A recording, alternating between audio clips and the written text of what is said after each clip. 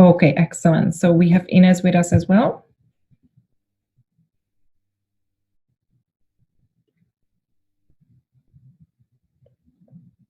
Very good. So let's hope that everybody has managed to get to the room.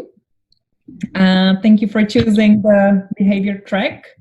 I presume you can hear me, see me well. Okay, so let us get started. At this moment, we have 31 people with us in this room. And hello, once again, and welcome to the behavior track of this conference, to the breakout part of the event that will tackle various issues related to behavior. My name is Teresa Horeisova. I'm the Project Development Director with DiploFoundation. And my role in this session will be pretty negligible, because you will be in the very good hands of our friend and colleague Ines Faide. Ines, you're joining us from Tunisia. Welcome. Ines works is a teacher under the Ministry of National Education and the Tunisia coordinator of the Africa Open Data and Internet Research Foundation.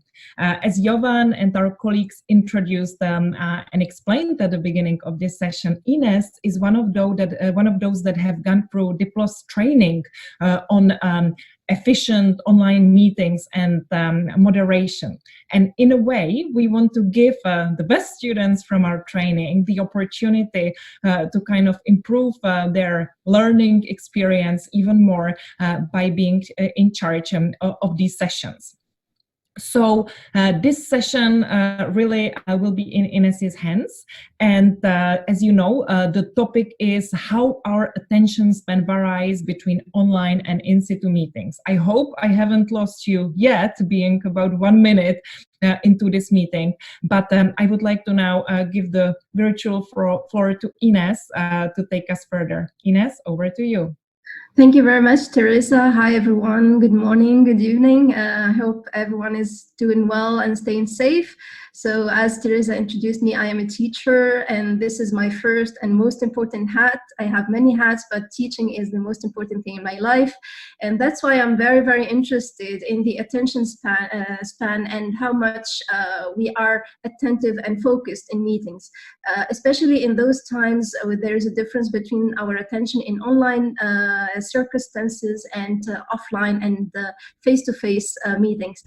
So first, I have a picture that I would really like you to look at, because it's very familiar these days. Pavlina, if you can show us the picture. Okay, so this is the first picture I would like to start with. So does it look familiar to you these days? This is what. Are we totally focused when we are online? Are we totally like, are we 100% with the meeting moderators and with the meeting goals? So this is what we are going to talk about.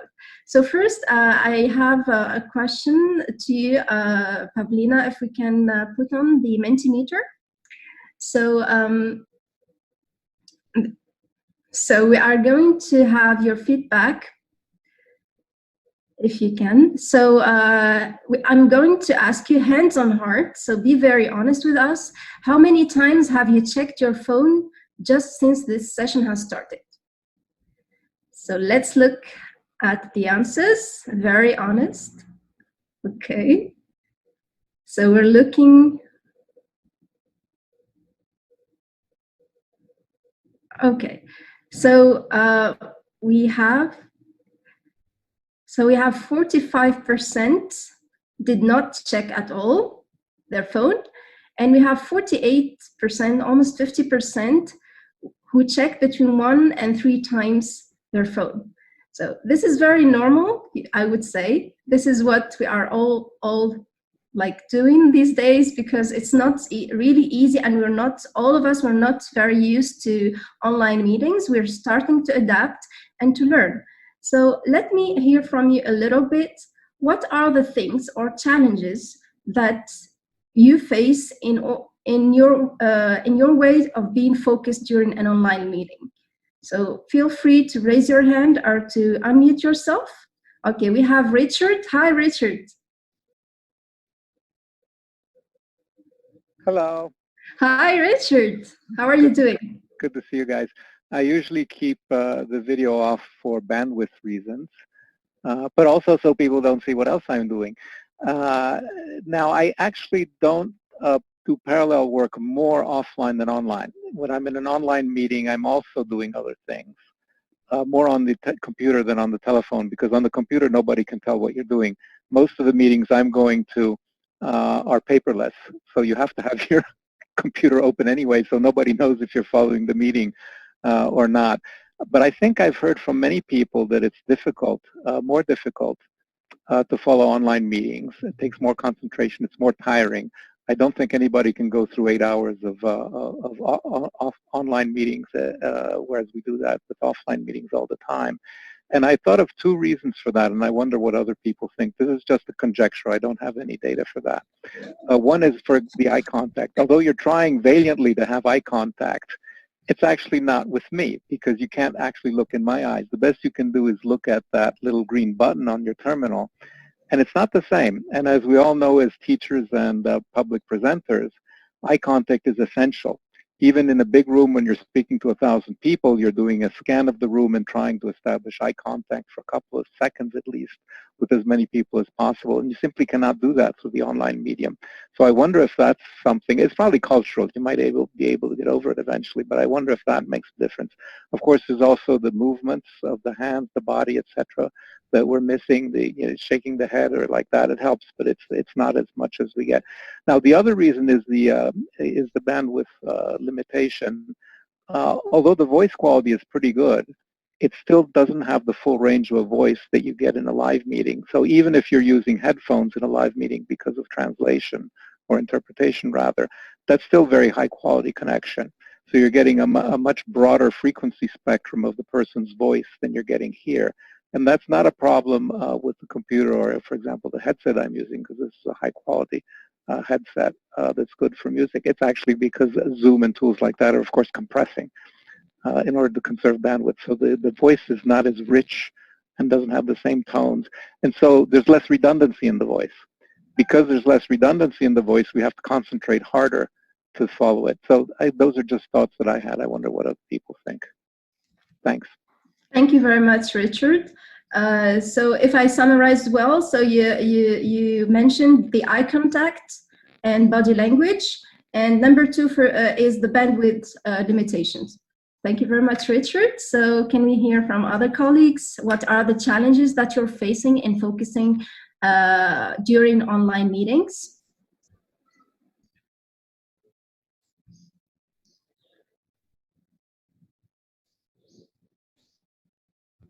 While we're waiting, a little teaser that many of the issues that Richard has brought up, we will also tackle in some detail in the subsequent session that Mohammed will be leading on body language in online meetings and eye contact as well. Yeah, so it seems that this is definitely of interest. Mm-hmm. Yes, and we have Scott who has his hand up. Go ahead, everyone. Scott. Yes, thank you. Just one thing I've noticed actually between online meetings, because we've had many for work. I'm not going to turn on the video for bandwidth issues, if you don't mind, but one thing I've noticed with meetings that take place physically, or used to anyway, and those that are online, is frankly, even during physical meetings, I've noticed as a speaker or as a participant, many people checking their phones or looking at their computers, and just given their facial expressions or their posture, their body language, they're not engaged in physical meetings either. So I'm not so sure the issue is whether the meeting is in person or online. I think the issue is more how to keep people engaged, how to avoid death by PowerPoint, how to make meetings that are interactive and to some extent enlivening for the participants. So I'm not convinced that there's a problem with the medium. It's more the content of the meeting itself. Thank you. Thank you very much, Scott. So Scott put an emphasis actually on the content of the meetings because many participants, if they are not very interested in the topic, for example, they tend to check their computers or phones. Thank you very much, Scott. So also, we have Christian who would like to add something. Would you can you unmute yourself, Christian, or would you like to? Yeah, I think I'm already unmuted. Yes, I have also the impression it's a matter of social control and also a matter of politeness at the end.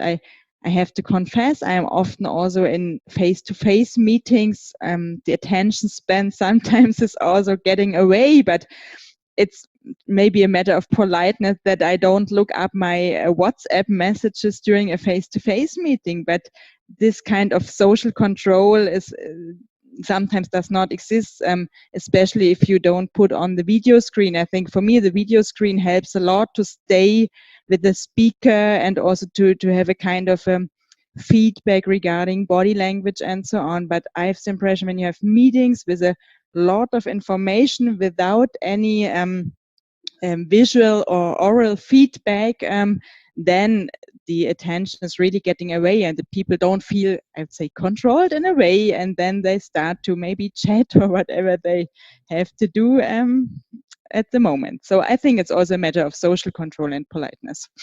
Yes, thank you very much, Christian. And in keeping with your idea, we have the suggestion from Sandra, who says in the chat box, she says, because we're not visible to others. I think this is very interesting, and this brings us to the idea that you mentioned of the video enabling that helps us to be more focused in the meeting. Also, we have a suggestion from Sudhamshu Dahal in the chat box, who says the main challenge is the internet veiling phenomena, which could sometimes be predatory, and other times people, especially students in online teaching, just hide themselves to shield off to mobilize to other answer questions. So yes, so also we have also another mention of hiding ourselves and not being visible to others. Very interesting indeed, thank you. So Teresa, for the interest of time, we have a picture that we can show. Pavlina, if you can.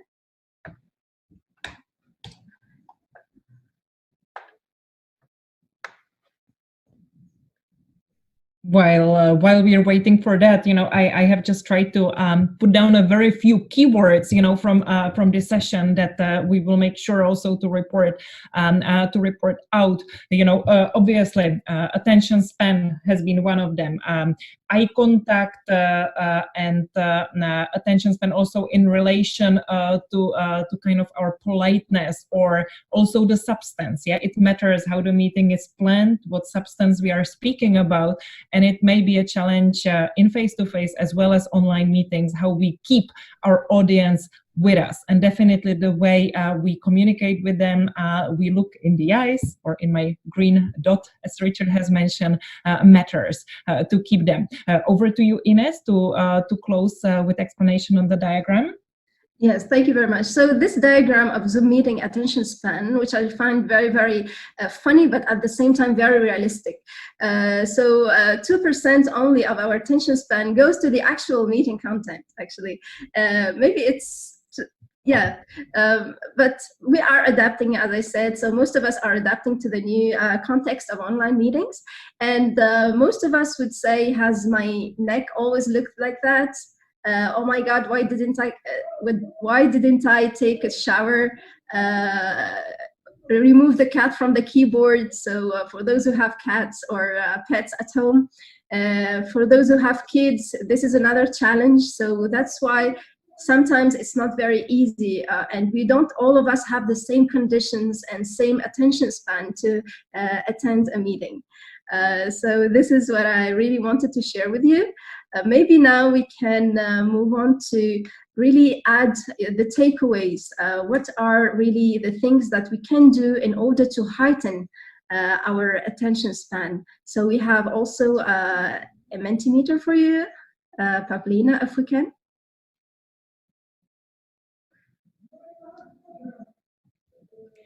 For this, you will need your mobile devices. So grab them.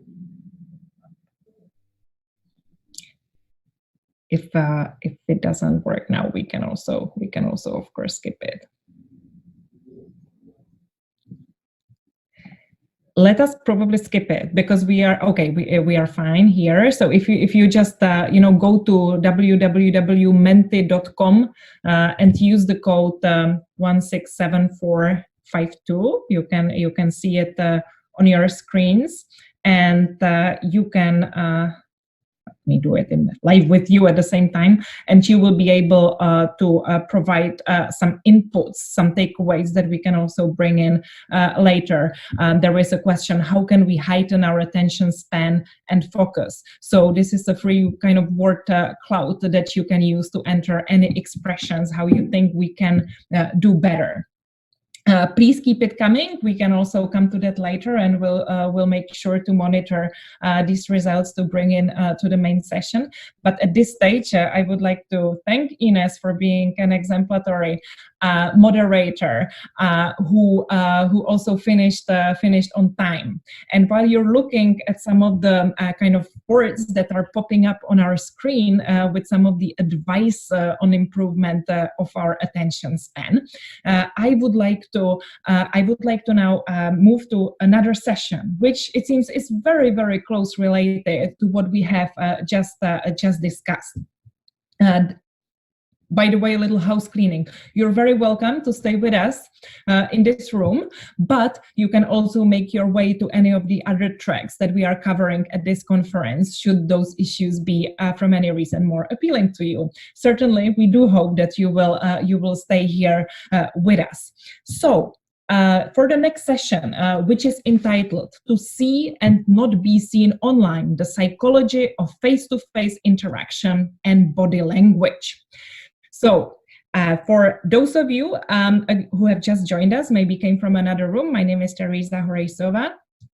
And for this session, I have the pleasure of introducing another very successful participant of Diplo's training on efficient online meetings and moderation, and that is Mr. Mohamed Alam.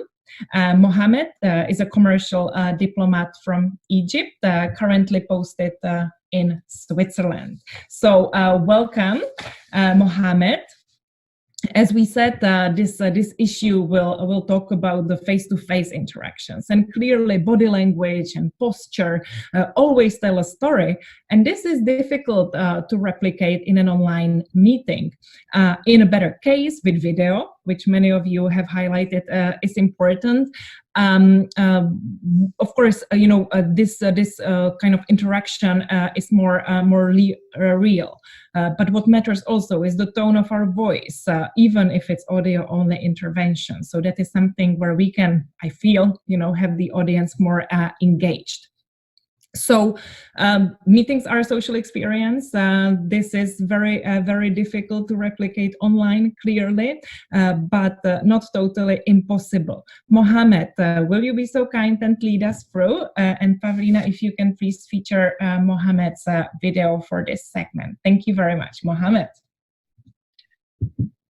Hello. Thank you, Teresa. Thank you, Ines. I think you made my job much more easier because of the very interactive discussion during the previous session. But before I start, good afternoon or good morning or good evening, everyone, based on where you are. I'm happy to share with you, not to moderate, to share with you this very important session. And actually, I think it's very timely, crucial, despite the limited shortage of the time that we have ahead of us in order to have thorough discussions. But more importantly, and I would like to start with thanking you, all of you participants, for the very active engagement and constructive interactions based on the previous discussions, and also in advance towards this very important session as well. The last session ends with the issues related to the attention, and while maybe Pavlina can bring up this sort of slide about the communication and the meaning, which the way that we perceive words or the matters of communication, which one will be the most effective? Is it the body language or the way that we speak or the understanding, how we can understand the words. And here I would like to refer to you to this sort of very basic indicators related to the interpersonal communication. And this is from Science Direct survey. And surprisingly, or not surprisingly, you see that the body language has the majority share of 55% of meaning based on our facial expressions and the way that we communicate towards to you by using our face-to-face communication. Having said that, and before jumping to the other two elements, there are recent articles you may follow about the difficulties of having face-to-face communication based on the masks that we are wearing due to the pandemic crisis. So you need to bear this into mind. But of course, you see the other elements is very minimal. So the majority based on face-to-face communication. I just need, and this is also very important to highlight and to put in our consideration, two main elements that has been mentioned by Teresa and also by you and by Ines during the previous session. Generally, regardless of the meeting, it's a physical meeting or on-site or online, meetings in itself are deeply human and social experience. And this is very important to put it in our consideration. And the second element that we need to consider and to think about it, that there are a huge and massive track record of behavior elements, especially when it comes to what's so-called hidden aspects of on-screen and off-screen related elements. So, and here I would like to start with some sort of brief survey based on two elements. First, to get your views about your preferences, and second, about your interactions. When it comes to the preferences, I appreciate if you can highlight what method you prefer, either audio or video type of online meetings, and or there is no difference between both. And the second one, as I mentioned, is about your interaction. And here is, I think this is something that we all need to think about it when you receive a message, for example. It depends, I think, the way that you react, even without writing or replying back to that sort of message. I think it's based on the person that you know or don't know, and also based on the situation and the relationship between you and that person, and also the outside atmosphere that you are in. Maybe if you are angry, you will maybe you write in angry words, or if you are in some sort of soft mood, musical one, you will reply with some sort of different style of words. So all of these issues, I think it will be good to get your feedback based on your answers, and then we'll continue discussion with this regard. I will leave you for a minute to think about it. The survey should have appeared on your screen, so it should have been a rather smooth experience. Exactly. I hope it was the case. In the meantime, we have some good conversation happening in the chat room. Mohammed, body language again, very important. Eye contact. We seem to be coming back to all of these aspects. Jovan Kurbalia has brought up the point of silence in online meetings. We can hear from him later on this point. Mohammed, over to you on the poll results. Yeah, thank you very much, actually. And it's not of a major surprise that video online meetings is the main preference to the majority of participants, by 62%. And second, actually, there is no indifference between audio and video. And the third one, of course, is the audio. I think that we need also to, maybe it will be subject to another survey. This is sort of the indifferent maybe needs much more of a deeper analysis. Some of the esteemed participants mentioned this sort of, it's not about the mean in itself, it's about the content. Maybe also the content related part will have some sort of critical element to add to this sort of survey. When it comes to the second questions about when you read a text from someone, you try to imagine the way and the tone of the person who wrote the text. Does it make any difference? 74% answered yes, which means that yes, exactly. There are some sort of hidden aspect that have some sort of deep influence on the way that we react. Even this is not a video, it's some sort of chat or text related exchange. So we need to put that sort of hidden aspects of behavior into our mind when we need to better enhance the way that we communicate through online meetings. And I'll stop here and maybe need to get your views through some sort of maybe verbal intervention or video, audio, or chat session. I'll just leave you for a moment and then we can engage together. In the meantime, Mohammed, there seems to be a very interesting question from Sumdashu. Isn't sitting and expressing body language difficult? So obviously when we are standing, we can move our body a little bit more, but what would be your observation on this point? And Charlene has added that she misses being able to observe facial expressions in colleagues as they hear what others are saying, as many people turn their cameras off. I feel the same trend, unfortunately, especially with the Zoom fatigue and so many meetings that we are engaged in. It is always easy to switch off your camera, right? Yes, exactly. And actually, I think this is very interesting point that has been mentioned by Sudhamsho, if I pronounce it right, and my apology if I mentioned the name and misspelled it.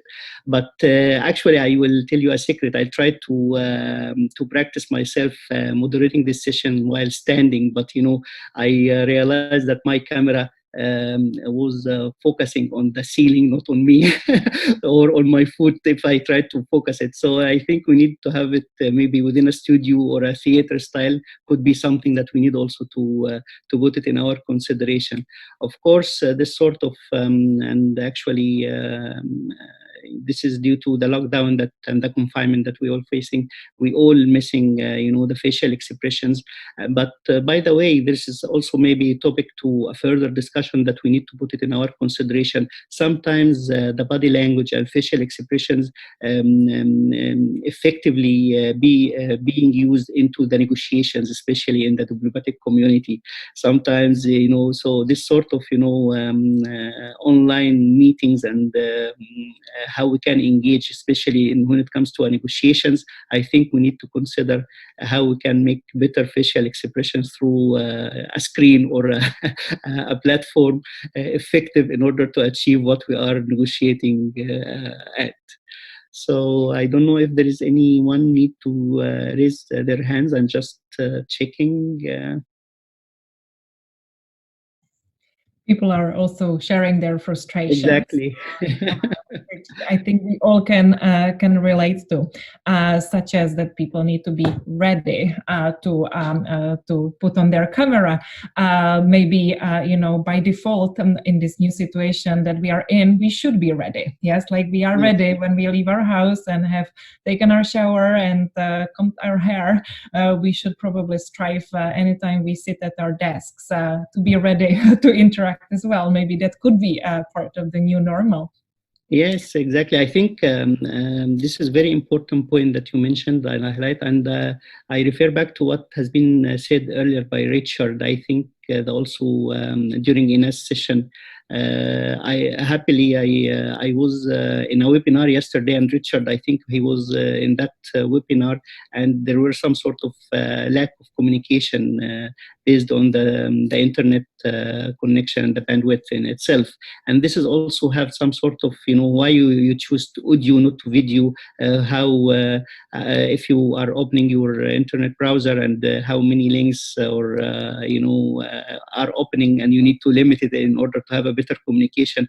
All of these elements need to be considered.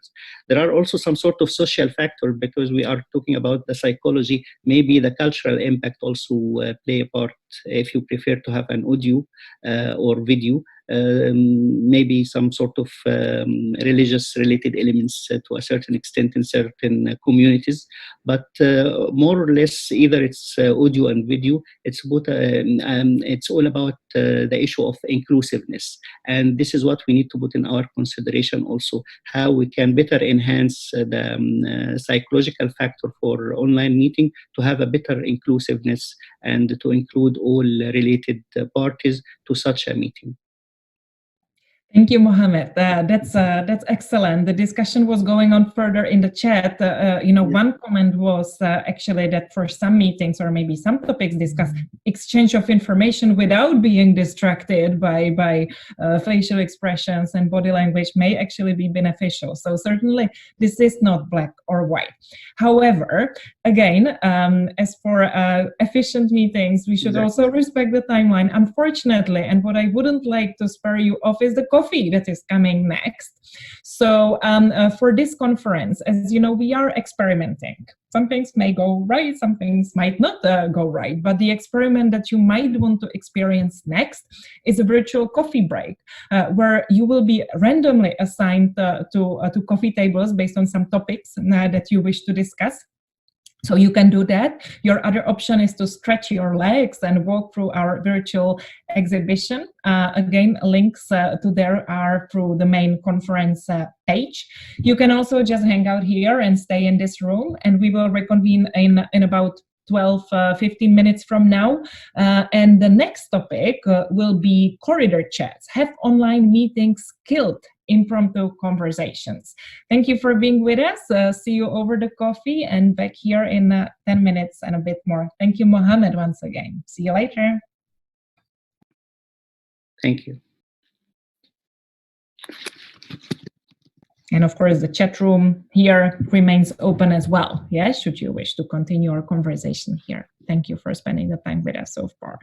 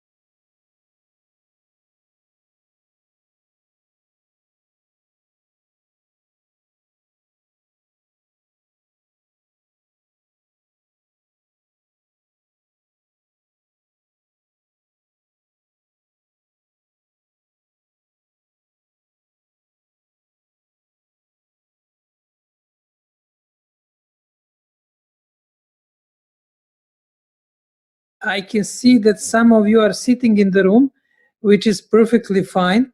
This is what is happening in real conferences. You remain in the room while people are going for coffee break. And we will be starting shortly. Just best regards from my side. I hope, let me see who is in the room. Yes, I can hear you well, Jovan. Thank you for jumping in. Hi, Teresa. It was fascinating how you managed to squeeze such complex issues in 15 minutes, which is one of the purpose of our exercise, to exercise effective moderation. You know, that's probably future of the meetings. Exactly. I can see only photo from you and Charlene. Others are basically not. But I'm sure that you were on the conference photo. Yes. And this is actually, you know, the fact that the 15 minutes are so short. You know, I've just actually exchanged with Charlene that the fact the sessions are so short makes it efficient. Yeah. Hi, how are you? Time for empty talking. It needs to be tup, tup, tup, tup, tup. So in a way it works, right, Charlene? Yeah, no, I was just saying that because the sessions are as short as they are, you actually can keep your focus on what's being said. So that, I mean, for me, that's really helping because, you know, you see emails pop up and stuff, but because it's so short and you have to focus, it's really good. So.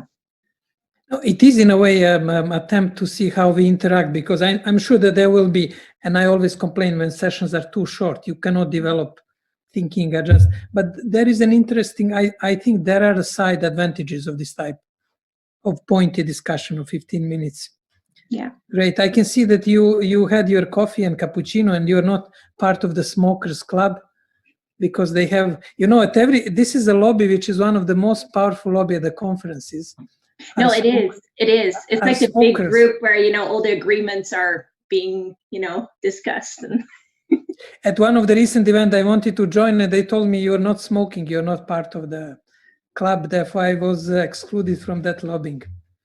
Okay, I will be coming later on. Have a nice break, and see you soon. Ciao. Right, thank you, Jovan. Perfect. We will be starting in about 5-6 minutes from now. Yeah, so we still have good time. Perfect. Excellent.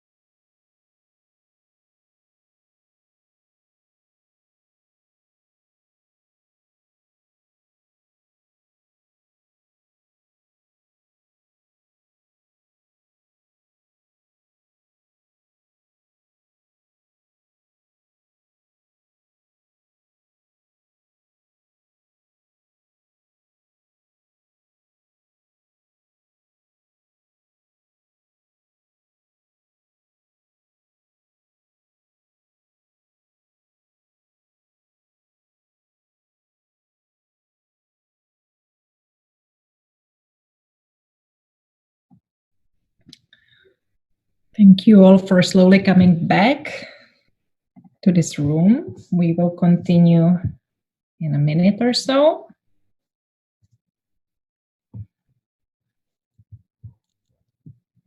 At this moment, we have 30 people with us in this room, quite a stable number. Let's wait a minute, and then we start with the next session, which will deal with corridor chats and whether online meetings have killed impromptu conversations. Bear with us.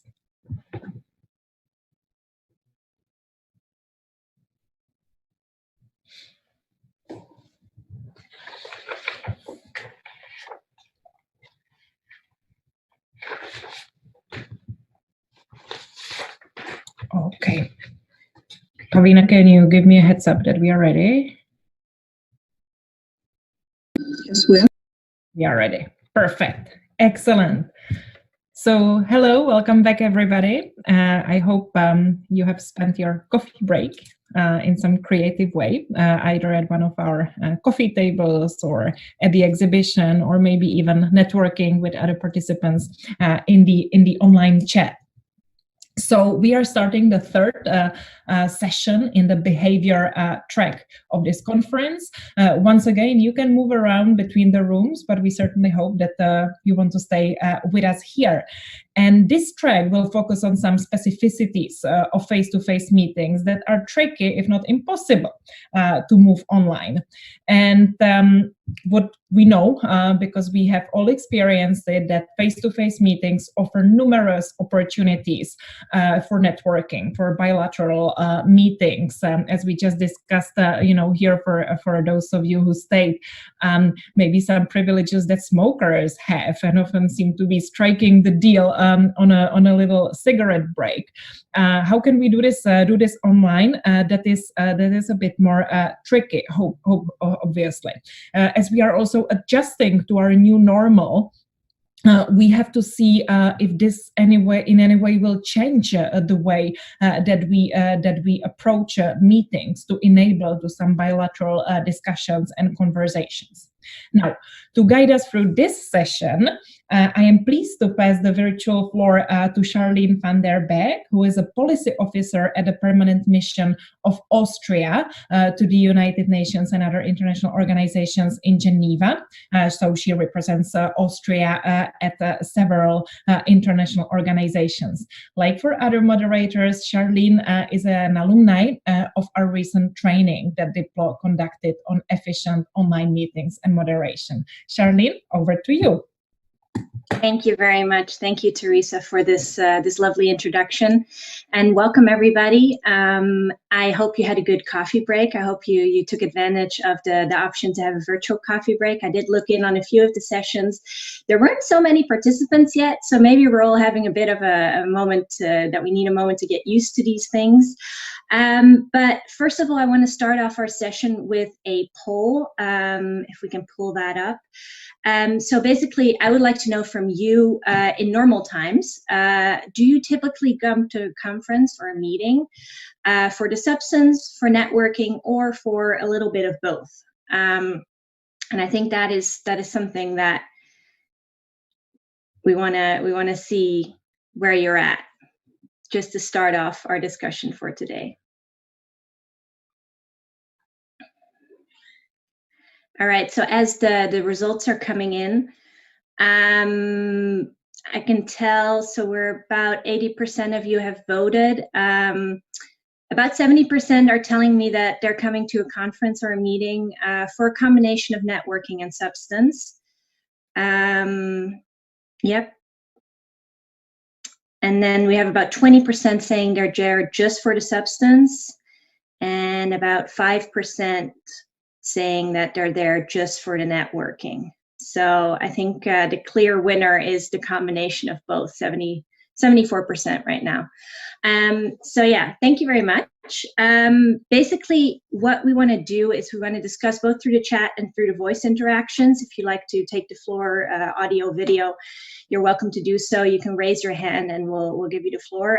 Just to discuss a little bit the value of the informal conversations, but also how we can move from physical meetings, physical informal conversations to online, because in my own experience, we've moved all of our UN meetings online, so you don't run into people anymore, not literally. And so what we've done, we've used a private chat in some of the web conferencing platforms such as Zoom. You can actually send a message to everyone, but you can also pick a specific participant and send a message just to them. The other thing you can do is through WhatsApp or another messaging service during the conference, you can actually text people and just have your informal conversations with them like that. And that really just gives you a more personal connection with these people. But now I'd like to hear from you, your ideas, your questions. Like I said in the chat, you can also intervene through audio. So the floor is open. So I see in the chat already, I see Richard. You'd also like to take the floor, Richard? Let's see. Yeah. All right. Yeah, please go ahead. Yeah, I think I also said on the chat exactly what you said, that you can use the chat. And as you know, people do that in live meetings. They're actually sometimes sending emails to each other when they don't want to get up and walk out of the room. I think the difference, though, is the bandwidth of the written medium. The written medium doesn't work very well for complicated things. Just think about it. I'm now going to talk for maybe a minute and a half. And if I type that up, it would go on. And it would take me probably 5 minutes to type it up. And of course, I wouldn't type up what I'm saying because it's different. And when you get the sensitive thing, it's really quite difficult to do that in writing. So I think we need to do something where you can have a kind of a breakout thing, the equivalent of the chat, and say, oh, I just want to now have a private chat with this person. It could be audio only. I don't think you need the video for that. And I don't think that facility exists in any of the tools. In Zoom, you can set up breakout rooms, etc., but the moderator has to do that, I believe. You can't just have a participant saying, okay, I would like to pull you aside. Would you agree to do that? Mm-hmm. So I think that's probably something to be added. Mm-hmm. Thank you. Thank you very much. Yeah, no, I actually read in preparation for this session, one of the great ideas would be for a conference or a meeting to have their own platform, an app or website where participants themselves can set up bilateral meetings with each other just to network. And that is something I don't think a lot of conferences are not there yet, but that would be something that we could consider in the future. Thank you. So I also see Enrico. You have the floor. Thank you very much. Indeed, I think my comments follows up a little bit what you just said. In a way, the technologies on the one side they take away the opportunity of this bilateral, but on the other they give, in the sense that we are able to meet hundreds almost of persons on a weekly basis, so we can bring this conversation offline, so to say, or on a different line, follow up later on. The idea of having a space within the conference where you can have bilateral, it can also be explored. It will be very useful. Just to say that we should not forget that it multiplies the content that we have, and we can maybe bring them away from the coffee break, but doing it after or the following day or so. So that is the big advantage for sure. Mm-hmm. Yes, thank you. Thank you very much. No, that's an interesting point. I see in the chat, normally the poll should have popped up for you in the middle of your screen. So I'm sorry it didn't work, but I think for most people it did work so far. And just to maybe add quickly to this, Charlene, we are playing with various functionalities in Zoom. So even sometimes the polls, or when we display things, we are experimenting. So hearing any feedback from you when something doesn't work is certainly something that is useful for us. Yeah, sorry, just a technical intervention. Mm-hmm. Yeah. Yeah. So we've already heard this discussion of having this possibility to have bilateral meetings, going through the chat, going through WhatsApp or other messaging services. I don't know if anyone has any other ideas or anything that they're missing in the current climate, anything they really like in the current online environment. Maybe there's some benefits to it as well. That would be really interesting to know. Me personally, I really love the fact that I can go from one meeting to the next without having to get up. It's really nice. You can just, move on to the next thing. You can also talk to a lot of people at the same time, which in person wouldn't be possible. If you had the corridor chat with one person, you can't also be chatting with the same person, which through WhatsApp, that's a possibility.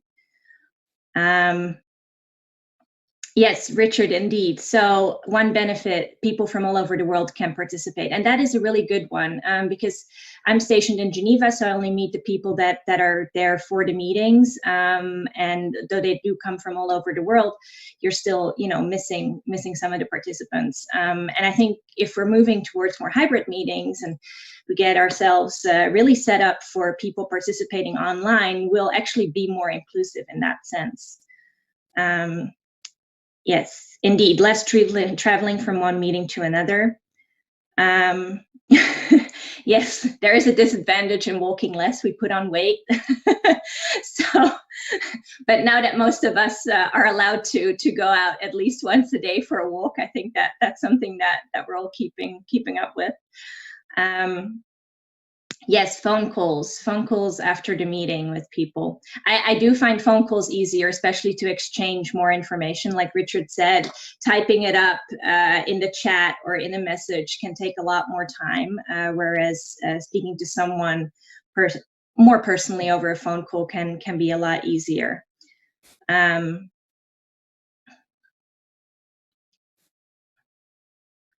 see. Yes, indeed. For international meeting, the travel part is an incentive. I think the other incentive could be that it's quite comfortable to conference from your own home. I have to say, I mean, my travel time to work has been cut down to half a minute because my work is right here. So there's one thing. Indeed, a lower cost of organizing events is a great benefit. Does anyone have any experience with apps or websites that actually enable people to hold these informal chats? I read up about it a little bit. Slack has this app called Hallway, which allows to schedule breaks for teams where they can, bond with each other. It's a 10-minute break, so literally you get a notification on your desktop, and you can join the call, talk to your colleagues informally, just have a bit of an exchange how their day is going, and then after 10 minutes it's over, which I thought was a genius idea, because I do personally also really miss my coffee breaks with my colleagues. Let's see. Yes, WhatsApp is overtaking the verbal conversation. That's a good point. Although I do think that WhatsApp calls are really great because you save a lot of money because we're all calling around the world to everyone, and it works pretty well. I see Cultura has private chat rooms. Okay. All right. And can participants also establish those, or is that a host that has to organize these? I'm not familiar with the platform. That would be interesting to know. Sandrine says that it's more difficult to socialize online and establish new contacts. I do have to agree with that. You don't just meet someone and shake their hand and say, hi, I'm Charlene. I have in the past introduced people through email, which works pretty well, but you do lose a bit of that personal connection. All right, thank you, Jacques. Okay, so in Cultura, probably everyone can establish the private chat rooms. That's really good.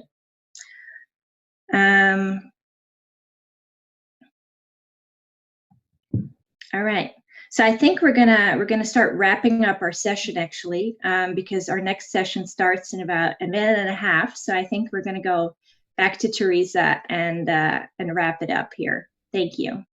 Thank you, Charlene, very much for guiding us through this. One personal observation on one of the last points that we brought up here also from me is on the socializing.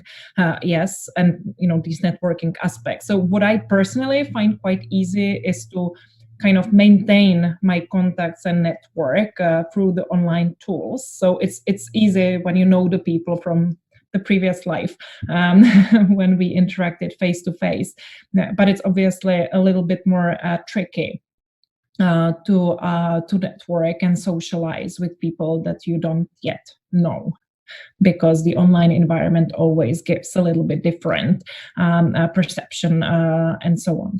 So it kind of all again boils down to some of the issues that we discussed in the previous issues, including connecting to how distracted we are, how we communicate through the nonverbal means, and so on and so forth.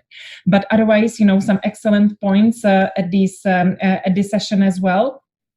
clearly also from our poll, it became clear that none of us come to a meeting for just the substance, or rarely, well, not none of us, I would exaggerate, but really the majority do consider the networking element of being absolutely crucial.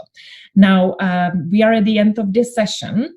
You have a choice to stay with us for the very last session in this track, which will deal with e-politeness.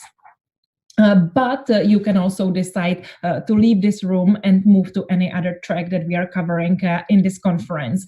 Once again, you can see the overview of the rooms on the main conference page. So at this stage, thank you very much, Charlene. And this session on e-politeness will kind of help us understand some issues that especially moderators have to deal with. And even in our track, we have come across a few little technicalities that kind of required us all to improvise a little bit. How do you handle issues such as long speeches, tag glitches, other interruptions, and similar nightmares of every moderator? We will also look into very crucial questions such as whether do different protocols for politeness apply online as they do offline. How do we deal with a speaker who maybe becomes verbally aggressive? This unfortunately does not happen here, but of course may happen. So to guide us through these and similar questions, I have the great pleasure to pass the virtual floor to Christian Herr. Christian is from the Federal Department of Foreign Affairs of Switzerland, and this session is now in your hands, Christian. Over to you. Thank you very much for your warm introduction, and welcome from my side. I hope you're still with us. I'm maybe not a typical person here in this setting. I'm an HR person. I'm responsible for leadership development at the Department of Foreign Affairs. And so I'm very interested in the topic of politeness or impoliteness because I'm doing a lot of leadership workshops and I'm doing a lot of team developments with people having also a very strong opinion what's correct or not, or if I'm doing a good job or not. And so I know that from face-to-face meetings and workshops that people tend to display also when they are annoyed or bored or as they speak a lot. And now I'm interested to share your experiences now. So is it different face-to-face meetings or online meetings regarding politeness rules? And second question we'd like to discuss together is what can we do if people are maybe talking too much or interrupting all the time or are very aggressive in the chat, for example. So we'd like to start first also with a poll or a Mentimeter. It's maybe the first question is, I'm interested, what is your experience? Is face-to-face similar regarding politeness or not? So do you perceive a huge difference between online meetings and face-to-face meetings regarding impoliteness or difficult participants? Maybe we could also call it this way. So just vote so that we can see and discuss a little bit the experiences we are making right now. So it's kind of a Swiss voting at the end, somewhat similar. So maybe kind of a Swiss compromise. No, I'm just kidding. So most of you, so maybe we can, I don't know if all of you can see now the results. Most of you said it's somewhat similar. No one said it's not similar at all, and just 16% said it's very similar, or that there's it's very similar face-to-face and online meetings. So I'm interested what you think is kind of similar and where do you experience differences. So I'm interested just to hear you. You can use the chat, but I'm also very happy if you would talk to us and use the microphone and share some of your experience you had in the last time. What is the similarity and what's the difference? Hello. What I believe in this topic is that there is a learned etiquette for online meetings. Mm-hmm. Some of these things are technical. It's testing your microphone before you join the room. It's muting yourself as soon as you join the room. These are technical. Mm-hmm. There are also a few which are a different set of etiquette entirely, which is, for example, when you join a meeting room, learning how is the general speaking order. There was this meeting I organized once where I believe it was a housewife. She was a housewife. She joined, and at every statement someone said, she nodded and she said yes, yes. She would unmute herself. She was very enthusiastic. She was very well intentioned. That was not the correct etiquette, but she was a very sweet person. So it's just a different set of etiquettes, I think. Okay, thank you very much. So I'm looking into the chat. Mute button is helpful. So we can maybe we can talk about that in the next 5 minutes. So what can we do? So mute button we can already use as an option. But first I'd like to know other experience. So what is the difference between face-to-face and online meetings regarding politeness, rules, or etiquette? So anyone who wants to share an experience he or she had? If I may, actually, what is quite fascinating to me, it's much easier to jump into other speech in online meetings. Why? Because again, we miss the elements of the body language. Usually, if you were sitting next to me, you could see I maybe start moving on my chair. I start opening my mouth. This is much more difficult online. Yeah, so very often we experience that people jump into what the others are saying. Again, there is a solution for that, and that's the raise hand button that we all can use to kind of indicate, yes, I want to speak. That's just an observation I've made. Mm-hmm. Okay, thank you, Teresa. Other experiences regarding, so maybe, or we can also come to the next question. So I'm interested, what are your most painful experiences in online meetings regarding impoliteness? Anyone has anything to add? So yes, we can. So we'd like to talk now about concrete examples, because I think it's very helpful to discuss concrete examples in order to find a solution, what we can do, or to brainstorm different kinds of solution. So I'm not so sure the Menti. Yes, it's yeah, but the Menti is about maybe what can we do. I would love to share some more examples. Maybe I'm really interested before we do the Mentimeter. What are your most striking experiences regarding politeness? Has someone experienced very strange things during online meetings? So is it what's the most? So I'm looking. Okay, so talking in the wrong meeting, I see in the chat box. Okay. Then jumping into the conversation, that's maybe something that's happening more often sometimes. Children's or pets, so yes, it's things I experienced as well during leadership seminars, taking place online, that babies crying in the background. It's maybe not a matter of politeness, it's more a matter of a difficult online meeting, interruptions, you said.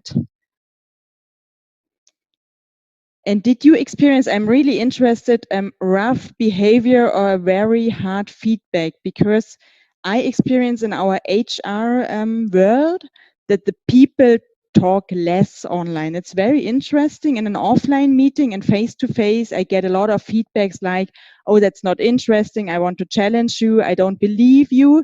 And I experienced in online meetings that I was talking a lot, but didn't get any clear feedback. And I'm wondering, is it an HR problem that the people are maybe too shy to experience it online? Or did you experience the same? I had less feedback during online meetings. Length of speaking?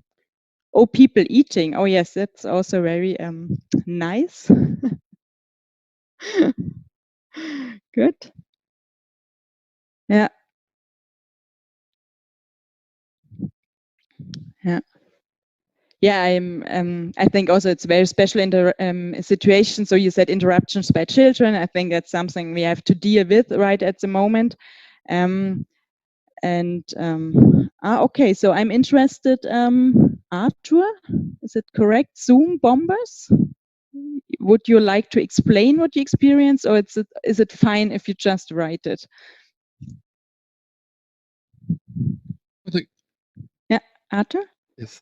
I think it sounded interesting to me, so I want to take that as the last example before we can come to the possible actions of the moderators. Thank you. Twice in the last 2 weeks, I've been in meetings that were Zoom bombed. Oh. When suddenly do things, totally inappropriate things in the middle of the meeting. Okay. One was actually a discussion at the United Nations to prepare for the 5th anniversary. But also we've had a problem, because I work a lot in the environmental area, with people who are climate deniers, joining a meeting so they can try and disrupt it and deny the truth of what you're saying. So it's sort of intentional efforts, which are very difficult to control in those circumstances. Okay, thank you. Thank you, Arthur. So we heard a lot of different things. So I think the most common problem is maybe people talking too much or too long and just don't keep the time. And then there seems to be very special cases like interruption by children, cats, whatever, or even more in a more aggressive way by as you explained, Arthur. So I'd like to talk now about things we can do as a moderator. What are you doing if people are Zoom bombing, or what are you doing if people are just talking and talking and don't stop? So let's come to the Mentimeter. So maybe Pavlina, if you can see the Menti, maybe it was already active. That's maybe also kind of a technical thing that it's sometimes difficult to plan. I ask you to put in the code, and I'm really interested, what do you do as a moderator when people don't behave the way they should behave? So we had already the mute button, that's already one idea, but maybe there's more sophisticated ways in dealing with this kind of people.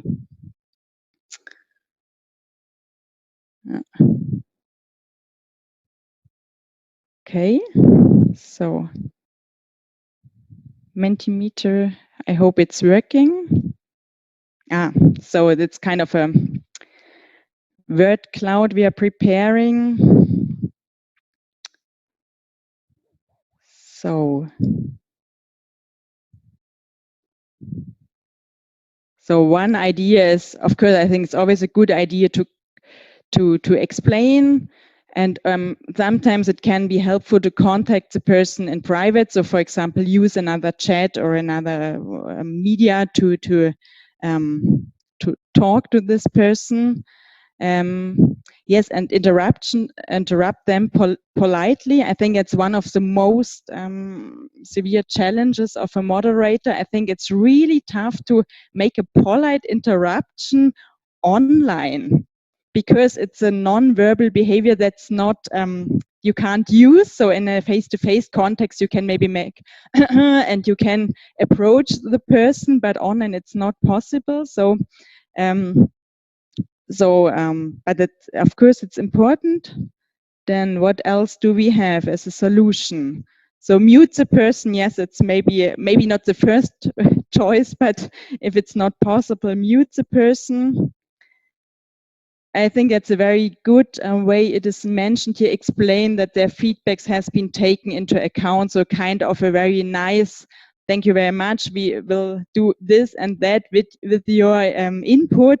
And now I'd like to come to another question or to the next topic and take over the situation diplomatically. Yeah, that's give a polite warning as one as well. Also maybe in a private chat if it's